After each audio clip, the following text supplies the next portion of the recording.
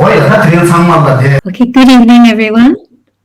Okay, all right, so today we are starting with these teachings. It's a very special day. It's the day that we commemorate when our teacher, Buddha Shakyamuni, manifested enlightenment and for the first time turned the wheel of Dharma. It is very important to understand why did the Buddha come into this world. The Buddha, having reached the state of enlightenment, has abandoned all types of afflictions and obscurations and has developed to the full capacity all types of qualities.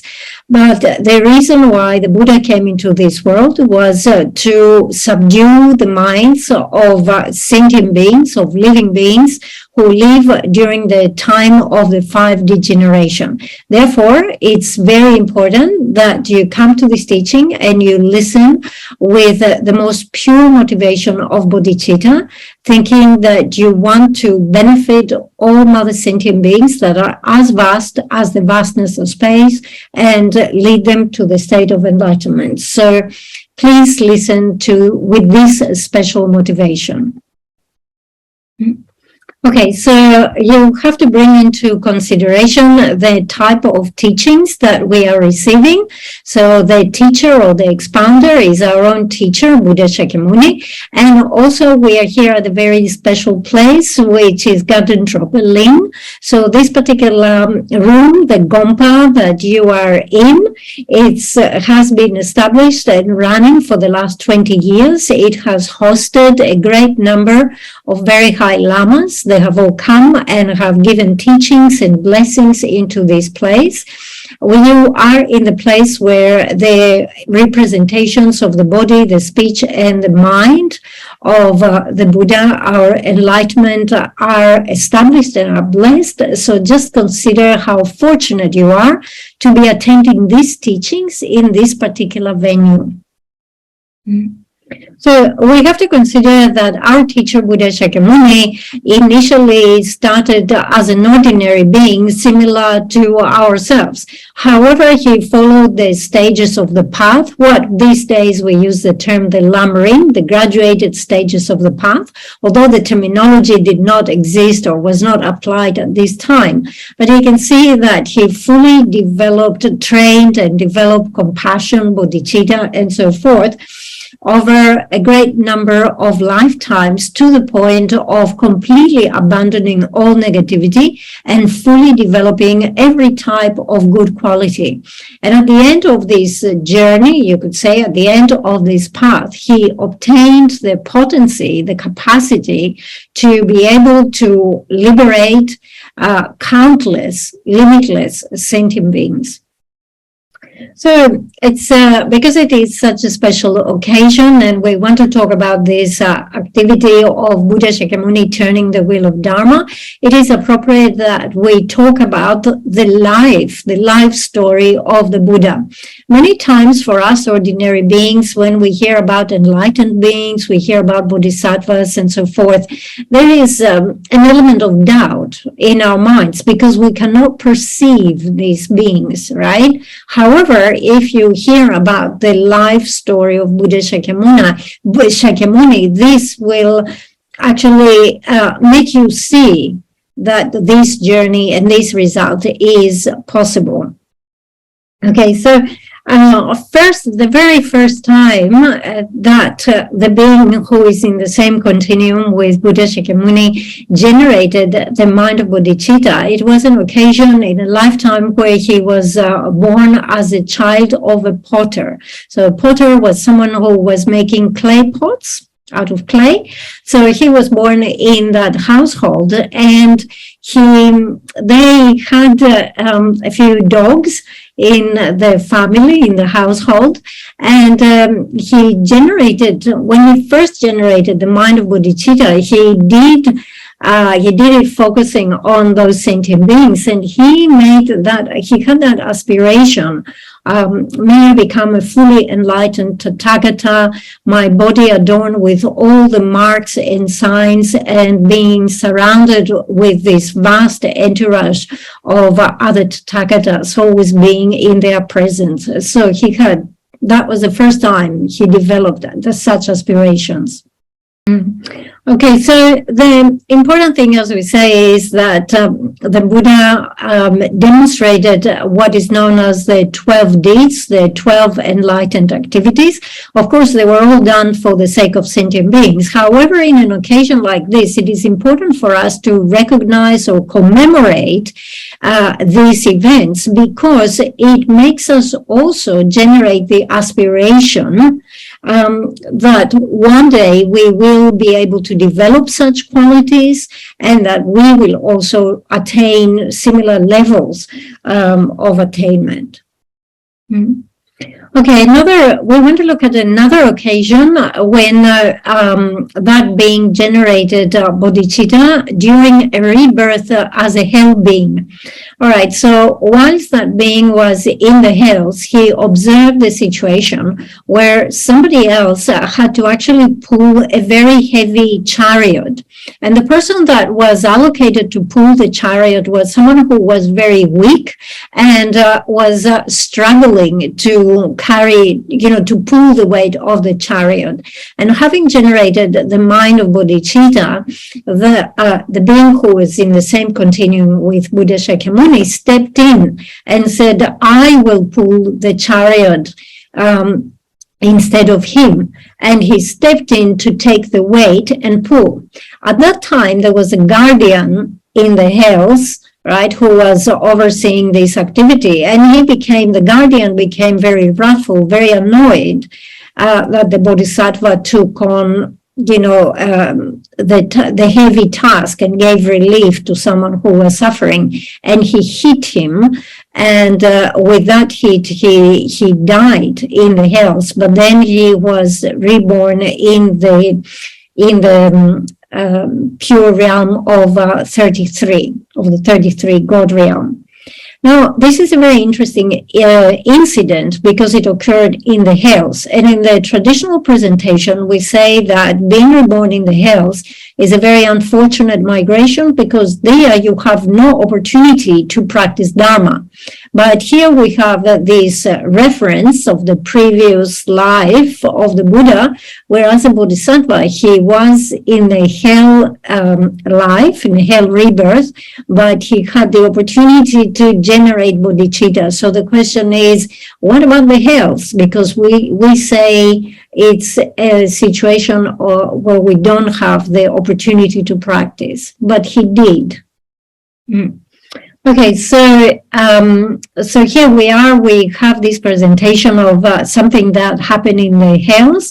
If it were to happen to someone like this, we have to say that actually it will be very difficult to have the opportunity to generate any such special feelings.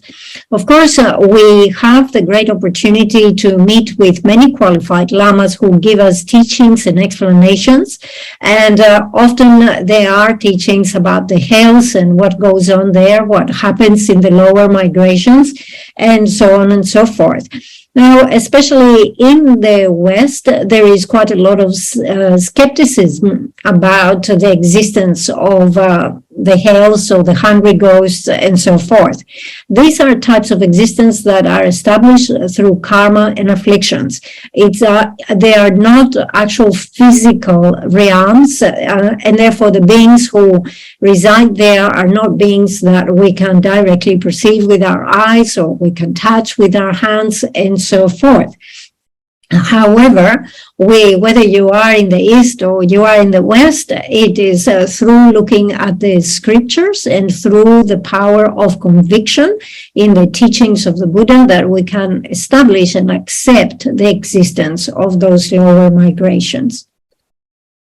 Okay, so there might be debate about this, and the scientists might say we cannot prove any of these things. However, karma is a very important is a very important thing to accept, and karma is something that exists. Now, it is quite difficult because all the scientific debate these days is around the mind, whilst at the same time they do not accept the idea of karma. But to overcome this whole issue, you could contemplate the meaning of this, you could say, Tibetan proverb that says, if you want to know what you did in your previous lives, look at your current body.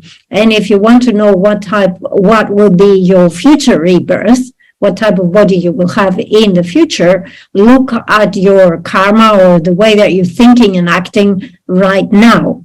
Okay, so this is very clear. Look around you. There are people who are born with deformities, people who who are restricted in terms of their capabilities. They have physically, they are lacking the ability to do things. So please understand that these are the results of karma. Okay, so we have given two brief encounters of the previous lives of the Buddha, where we say these are examples of where he generated the mind of bodhicitta.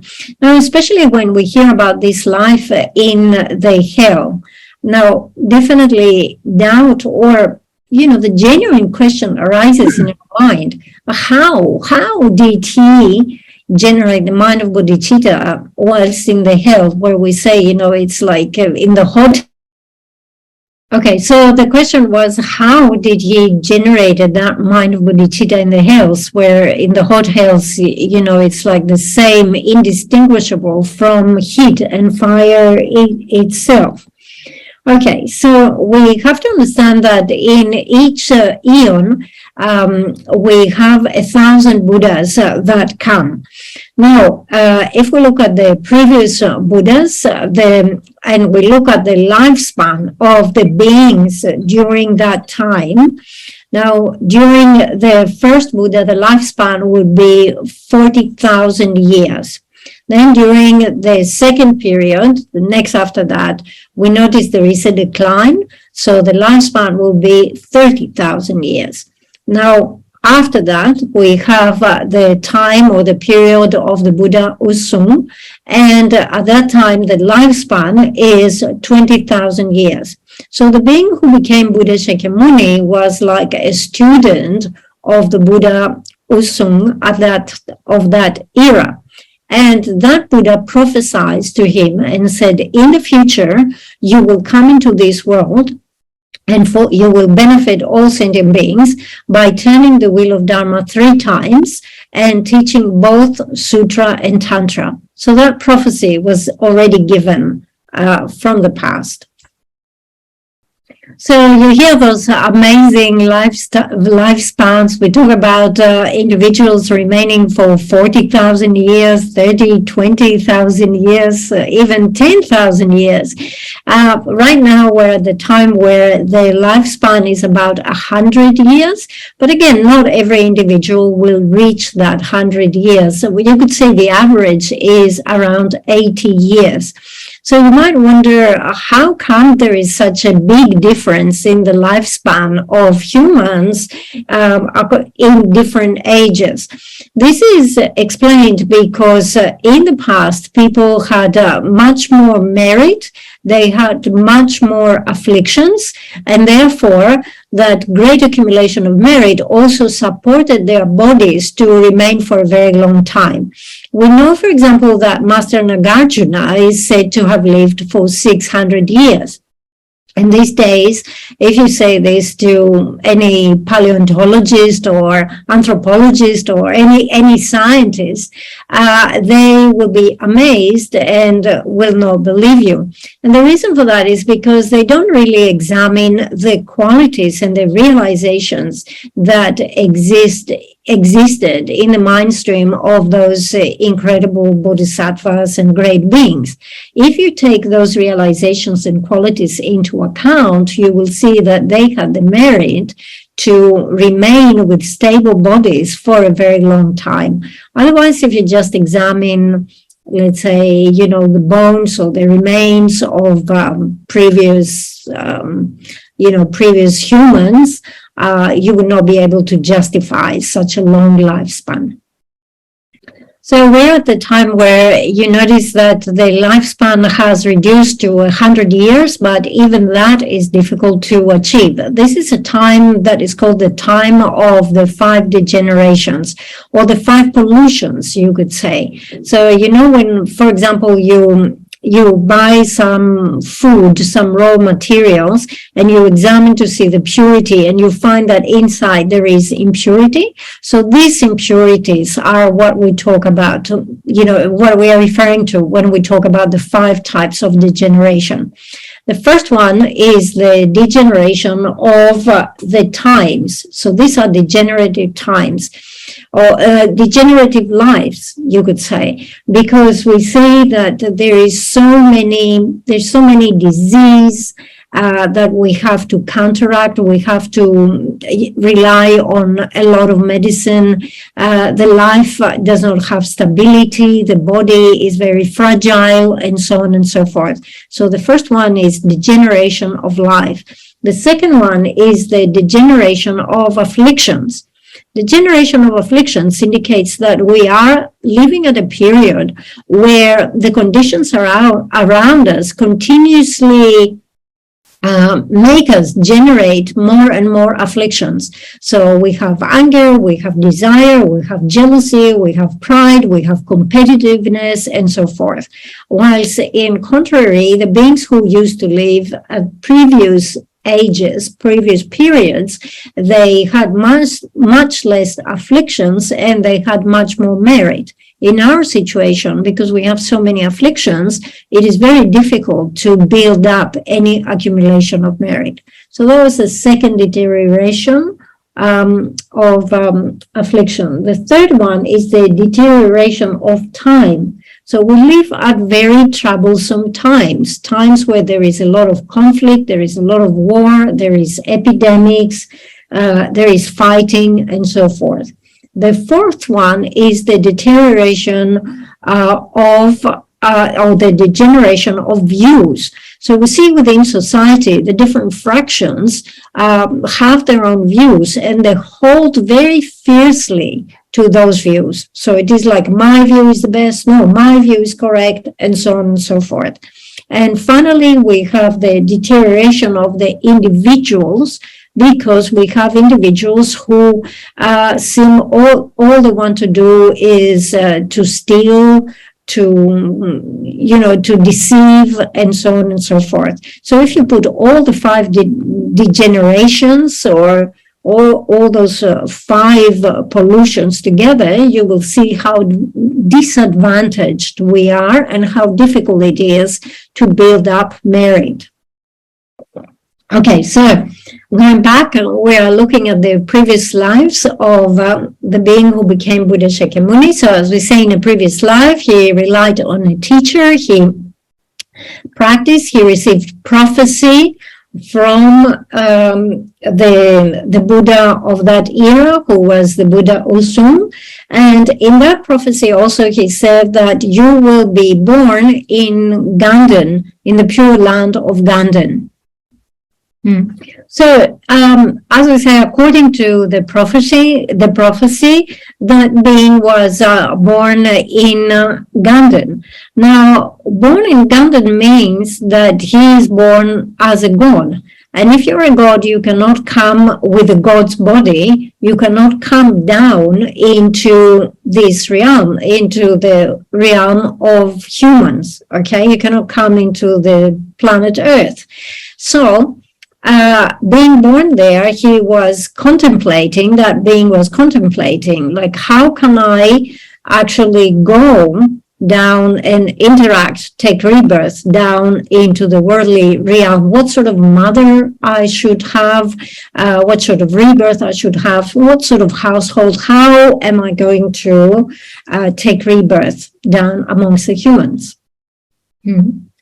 Okay, so when considering to take rebirth, that being had to make some choices in terms of 5 aspects. The first one was the choice of the location. All right, so you have to understand that there are places where humans cannot go. So if you take rebirth, let's say in the God realm, the humans cannot go to the God realm. Okay, but if you take rebirth into this, into the southern continent, let's say, or in the realm of the humans, then you can be with the humans. So the first choice was the choice of where am I going to be reborn, as a god, or in the realm of the god, or in the realm of the humans. So it had to be the realm of the humans. The second one was what sort of a human he was going to be reborn, because as you know, we have the 4 continents, and here we're in the southern continent of Jambudvipa. So of course there are humans in the other 3 continents, but the ones who inhabit the southern continent are the ones who are the most misfortunate, in the sense that they have more afflictions, are not as sharp, are not as intelligent, and so forth. So they appear to be, or we appear to be, the ones who needed most help. All right, so he decided, okay, I'm going to come down to the human realm, and I'm going to come to the southern continent as a human of the southern continent. The next option that he had to consider was the caste. We know that in India, the caste system is very strong. So if you are to come down into the southern continent and be reborn into India, you have to choose very carefully the lineage. At that time, there were 2 lineages, like the royal lineage and the Brahmin lineage, that were the most powerful. But he decided that being born in the royal lineage would give him the best advantage, because he would give him most influence upon other people. The next choice was the choice of what we call the ancestors, the lineage of the ancestors. Again, this is something which is very important in India. It is mentioned in the Ornament of Realization as well. And this has to go down, like what is the purity of your family ancestors going back 7 generations. So it had to be completely pure on that lineage and so forth. So he made the choice according to that. The last choice was the choice of the mother. So who was going to be his mother? So his mother had to be someone who was compassionate, affectionate, someone with whom he had connection from a previous life. So having made all those choices, he was born in Lumbini. Okay, so as I say, he was born in Lumbini, and taking birth is considered to be the first of those 12 enlightened activities of the Buddha. In the Mahayana, we accept that there are 12 enlightened activities of the Buddha, and taking rebirth is the first. The Geshe was saying you will have to look, if you want, into the presentation in the great text that fully explain those issues. They are quite extensive and very profound. So Geshe was saying I don't have the capacity, or I'm not at the level of being able to fully explain this.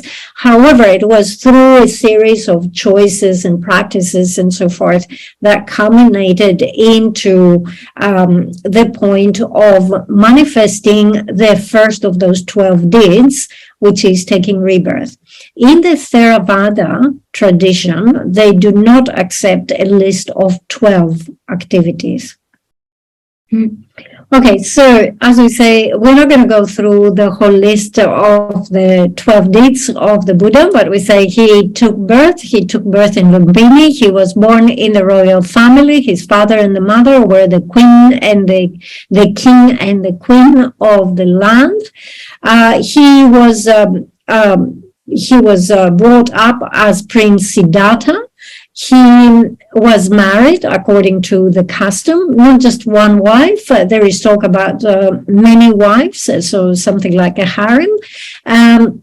However, he had one main queen amongst those, and he had a son. He birthed a son. Now, as he was living through this, the customary royal life, he happened to go around the edges of the city or the edges of the realm of the kingdom, and he witnessed different events such as death and sickness and aging and so forth. And by observing those basic human conditions, he became dispirited. His mind became very heavy, and this is what made him make the decision to engage in the practice of Dharma. He followed that. He became ordained and practiced Dharma and achieved practice austerities for 6 years, and eventually manifested or showed the aspect of reaching the state of enlightenment. So, as I say, he abandoned the royal lifestyle. He practiced Dharma. He became ordained. He practiced Dharma, practiced austerities for 6 years, and manifested the aspect of enlightenment at the age of 35. Again, in terms of manifesting enlightenment, there has to be a choice of a location, and the deities who were observing the development of the future Buddha, they indicated that Bodh Gaya would be a good location, and that the Bodhisattva himself at that point also decided that Bodh Gaya was the best location because many Tathagatas of the past have obtained enlightenment in Bodh Gaya. So this is where he manifested enlightenment, and also all the future Buddhas will obtain enlightenment in Bodh Gaya. So the Buddha manifested the state of enlightenment on the full moon of Sakadawa, and having become enlightened, then of course the next activity that you expect to see is teaching the Dharma. However, in order to teach the Dharma, you need to have audience, you need to have disciples, and for the first 7 weeks the Buddha remained inactive in terms of teaching. However, at that point the great gods such as Brahma and Indra and so forth approach the Buddha and make supplication by offering the 1,000-spoke Dharma wheel, requesting him to teach. And as a result of this request, the Buddha proceeded to Varanasi, where he gave the first teaching into the group of the 5 close disciples, the first 5 disciples. So today we are commemorating that event of giving the first teaching. Okay, so as we say, the Buddha gave the first teachings in that group of 5 who are called the 5 close disciples. I think we call them the 5 close disciples, but from the Tibetan it translates the 5 fortunate disciples. Now, this first group of 5 were not Buddhists. They were actually non-Buddhists, and they had heard that being Buddha Gautama, the great being, the Gautama, was coming into their location, and that the news was that he was saying that he was enlightened, but they were full of skepticism, and they said, okay, if he comes here into our location, we will not offer him a seat, we will not make a throne, we will not prostrate, we will not offer him food, we will not give him a begging bowl. So they have made a whole list of rules of all the things they would not do if he came. However, when the Buddha came in their area, due to the realizations and attainments, it was unmistaken that this was a great being. So just his presence just radiated these qualities. So involuntarily, they found themselves prostrating, making a throne for him, preparing and offering food for him, giving him a begging bowl, all the things they said they wouldn't do. They just could not resist doing. Okay.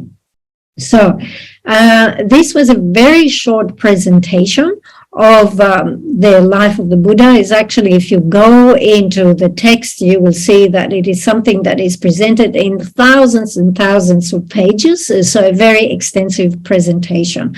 Today, we're given a very short summary. The reason for that is to make us all think that, oh, this is how the Buddha thought, and this is how he acted, this is how he obtained that state of enlightenment. Here I am, right now I'm an ordinary being, but if I change the way I'm thinking, there is no reason why I should not build up my accumulation, purify my negativity, progress along the 5 paths, obtain the 10 grounds, and myself reach the state of a fully enlightened being and have the capacity to liberate countless other living beings and lead them to the state of Buddhahood as well. So the reason for discussing this today is just to make us reflect on this situation. So we might have not met Buddha Shakyamuni in person. However, the mere fact that we have a precious human rebirth is due to his kindness. The fact that we have a body that is healthy, the fact that we are free of illness, the fact that we have a mind that is happy, it's sharp, it's capable of comprehending things, the fact that we are interested in Dharma, the fact that we have the opportunity to listen to the Dharma are all the result of the kindness of the Buddha. They are the result of the great knowledge of the Buddha that sees everything, perceives everything. Is the result of the affection of the Buddha that has great compassion for everyone, and it's the result of the great power of the Buddha, the unlimited power of the Buddha. So through this, the Buddha issues enlightened activities, and those enlightened activities enter the subjects, like we are the subjects. We receive the blessing, we receive the enlightened activities of the Buddha, and as a result of this, we have obtained the precious human rebirth, and we have these opportunities now. Okay, so these were the activities of the Buddha, and this is how the Buddha reached the state of enlightenment. So what about us? So what we can do is we can follow the graduated path to enlightenment. We can follow the Lam Rim. So we can train in developing renunciation, in developing bodhicitta, in progressing along the path. So this is the whole point. Okay, so this is how the Buddha turned the wheel of Dharma for the first time. It was in Varanasi, in that group of the 5 fortunate disciples. The second turning of the wheel of Dharma happened in Rajgir, and the third one happened in Vaishali. Now, the first turning of the wheel of Dharma was about the 4 noble truths, which is an incredible subject to have the possibility to contemplate and practice. Many times people say, oh, I have heard about the 4 noble truths, or I know about the 4 noble truths. But that is not the point. The important thing here in terms of Dharma is that first you have to hear, second you have to contemplate, third, you have to put it into practice. You have to meditate. It is not easy to put those things into practice straight away. So in terms of the 4 noble truths, the very first thing that the Buddha taught was impermanence. But don't expect that you will be able to practice or meditate on impermanence straight away. Now, coming and receiving teaching, it doesn't mean that within a day, your mind has become perceptive and you can practice those things. It takes time, and this is a very gradual progress through which your mind will become better and better and better gradually. So when we talk about Dharma, all right, practicing the Dharma, do not think that practicing the Dharma is something which is easy. All right, so practicing the Dharma, being a Buddhist, it doesn't refer to reciting a few morning mantras or doing a few circumambulations or doing a few prostrations. This is not what we are referring to. Okay, so when we say practice Dharma, this is something which is very hard to do because it has to do with the mind, changing the mind. So when the Buddha taught the Four Noble Truths, the way that he expounded the Four Noble Truths, the way he presented them, was that the truth of suffering, the truth of origin, the truth of cessation, and the truth of the path. So he presented those four aspects. So the way that the Buddha taught about it was, this is the truth of suffering, this is the truth of origin, and so on and so forth. So these are very important proclamations. Basically, the Buddha taught two truths that show us how we enter within samsara, and they are related in terms of the cause-result. And also he taught another two truths that show the way that we exit from samsara. So for the first two, as we say, they are related as a cause and result.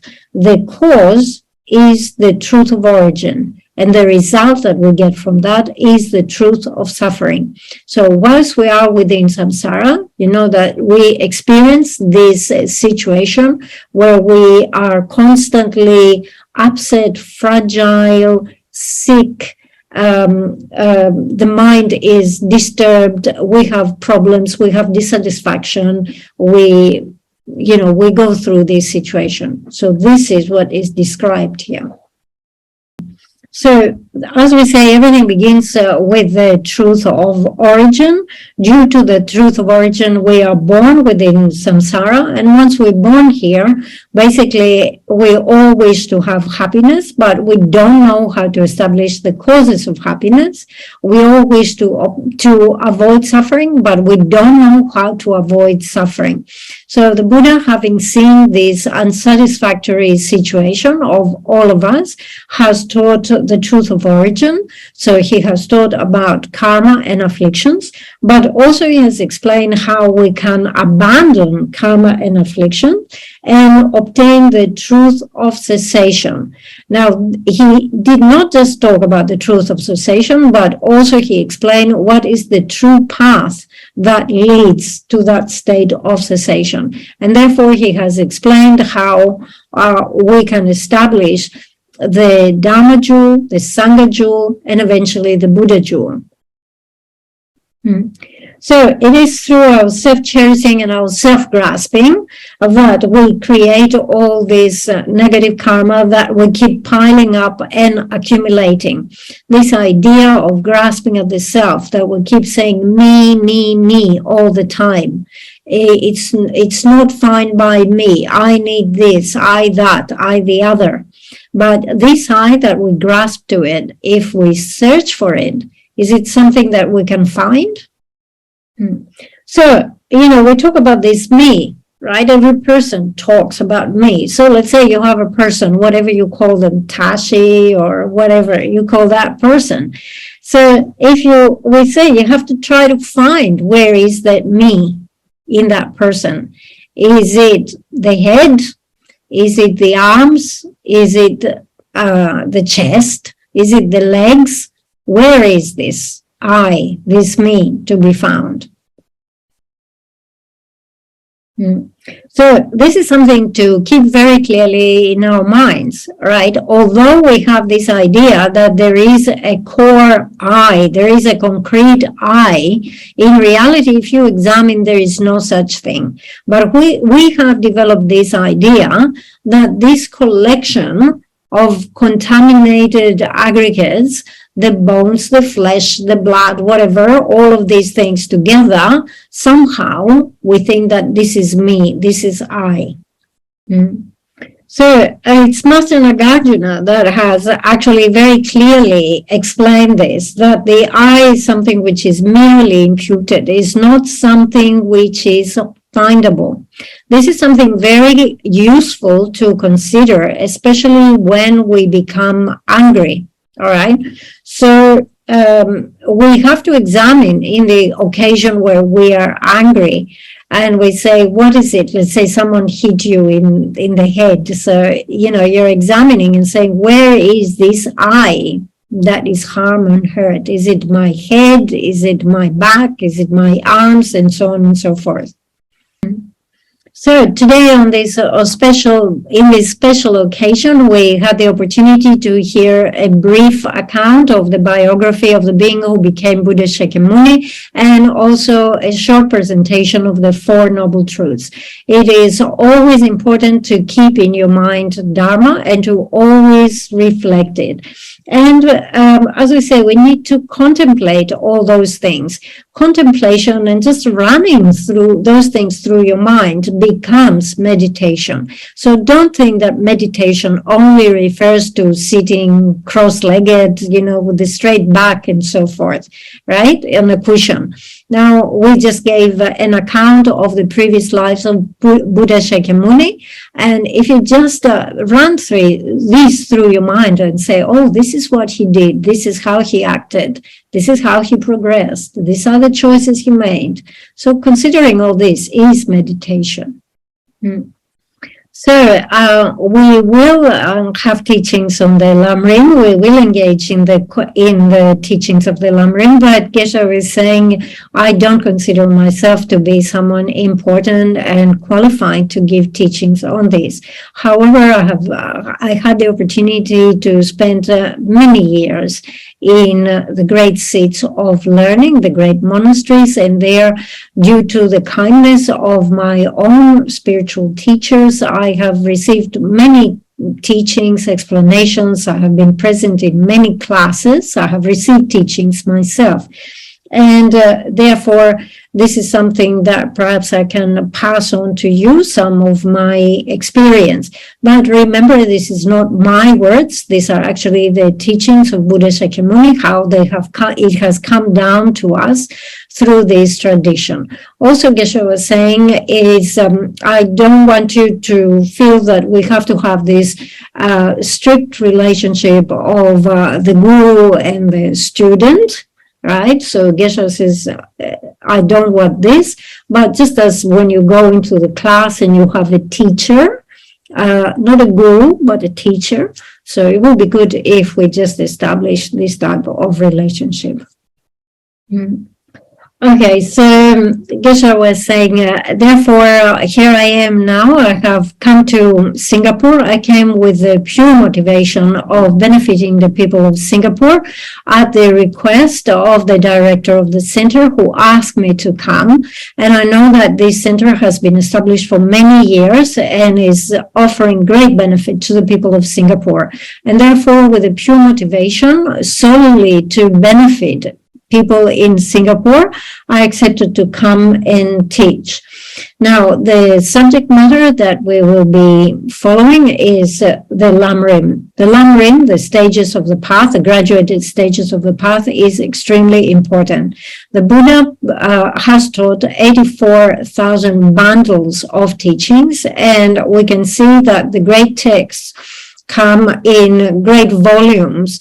So, for example, the Prajnaparamita text, you can have the 12 volumes, 3 volumes, 16 volumes, and so forth. Lama Tsongkhapa himself composed the great exposition of the stages of the path. The great expositions, Lamrim Chenmo, is very extensive text, is an amazing presentation, but unless you have a previous experience of the middle way view or parting, the perfection, you will not be able to follow very well. Therefore, a more condensed version, which is the middle-length Lam Rim, again was composed by Lama Tsongkhapa. And eventually, Lama Tsongkhapa even composed the short Lam Rim, a shorter version, which is the Song of Spiritual Experience. And as the title indicates, it's the actual distilled experience of Lama Tsongkhapa in in a very short text. It's just a few pages. So we will use the lines or the Song of Spiritual Experience as our root and combine this with the presentation of the third Dalai Lama, Sonam Gyatso, which is the essence of refined gold. And in this way, we will proceed with the teachings. So as I say here, we mentioned a few Lamrims, and we started with Lamrim Chenmo, the great exposition of the stages of the path by Lama Tsongkhapa. This is actually based on the original Lamrim text, which was composed by Master Atisha, the Lamp of the Path. But as we say, the Lamp of the Path is an incredibly important work that summarizes the material that is contained within 16 volumes.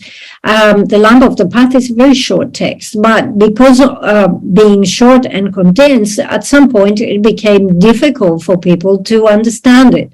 Therefore, Lama Tsongkhapa composed a very detailed exposition, the great exposition of the stages of the path.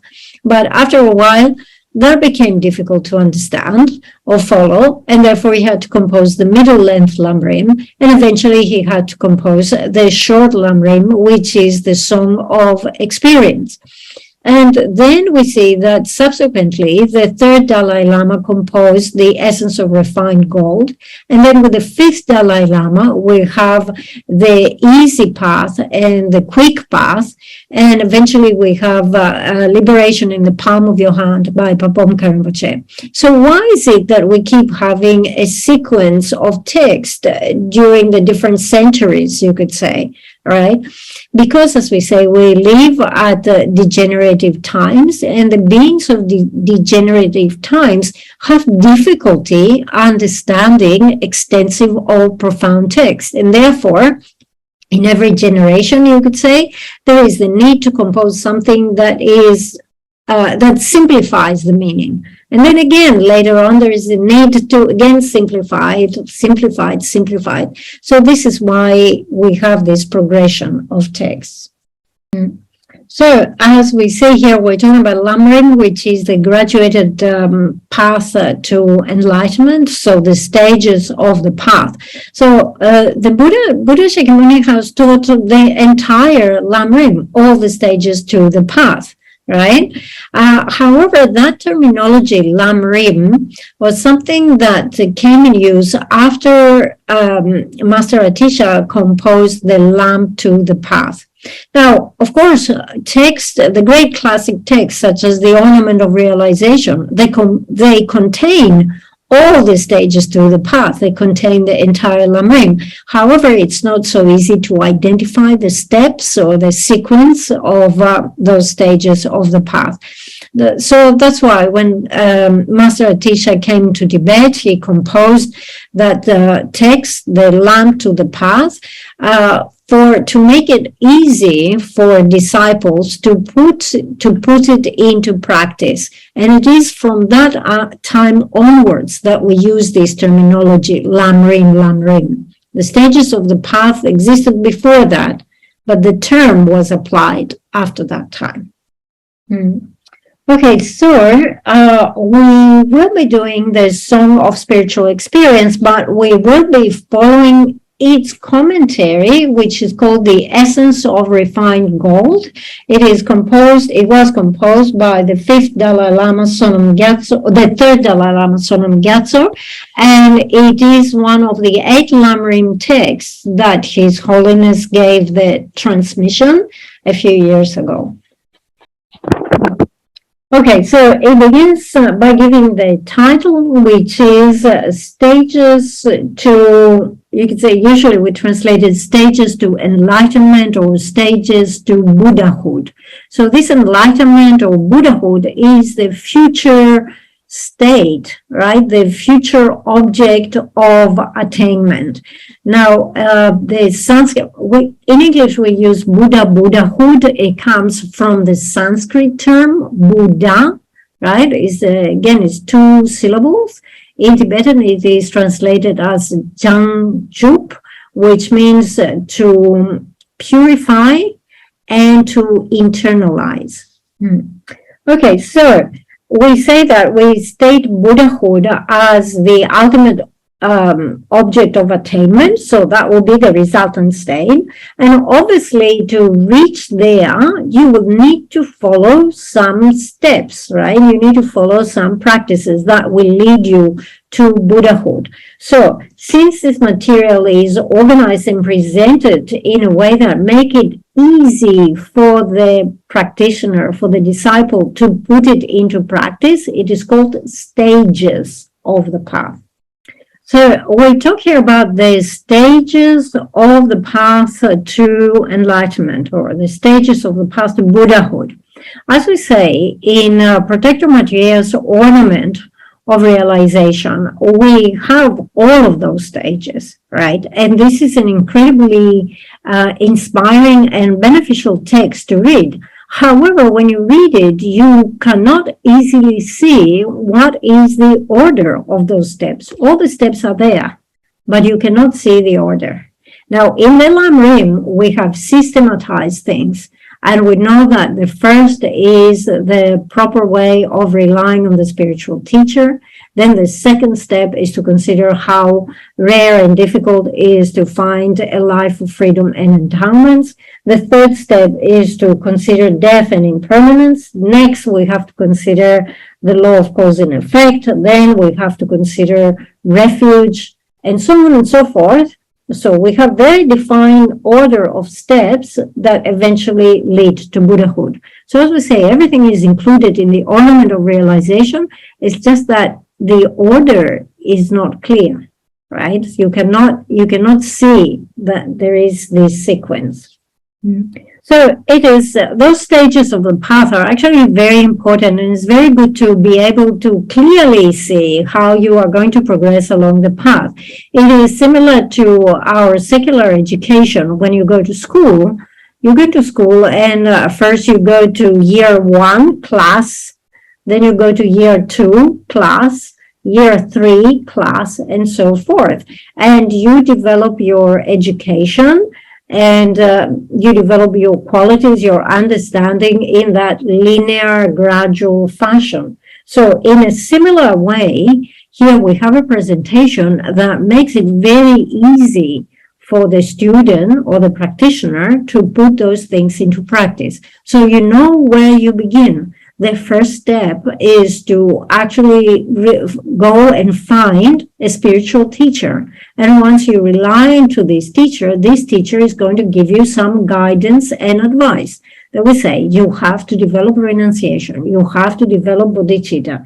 Make sure you contemplate death and impermanence. Make sure you understand the law of cause and effect. Next thing you have to understand is refuge, and so on and so forth. Okay, so today we are coming to the end of this class. We're running out of time, but we had the very auspicious opportunity to listen to the deeds of the Buddha, the biography of the Buddha, and also to make a reference in the beginning, read the first line of the Lam Rim. So it's very auspicious interdependence. Now, it is quite possible that since I'm a new teacher here, some of you might be came here thinking, oh, it's a new Geshe, I will go and attend and I will hear something new, something I haven't heard before. So Geshe was saying, if you're thinking like that, unfortunately, this is not true. I have nothing new to give you, right?